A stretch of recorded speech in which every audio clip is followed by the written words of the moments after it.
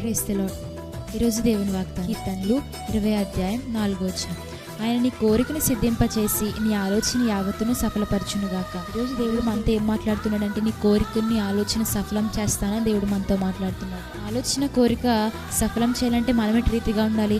మన కోరిక, మన ఆలోచన, మన ప్రతి తలంపు దేవుని చిత్తానుసారంగా ఉంటే ఆయన మన ఆలోచన సఫలపరుస్తాడు. మన బైబిల్ గ్రంథం చూసినట్లయితే కనుక 1వ రాజులు 3వ అధ్యాయ ప్రకారం సొలొమోన్ గారు కూడా తన కోసం, తన యొక్క పరిస్థితి కోసం, తన భోగం కోసం ఏది అడగలేదు.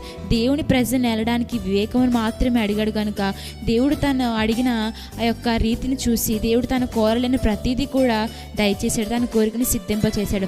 అలాగే తన ఆలోచనకు దావీదు భక్తుడు కూడా నడుస్తూ వచ్చాడు కనుక దావీదుకు కూడా అనేక విజయాలు దయచేసి తన ఆలోచన సఫలం చేశాడు.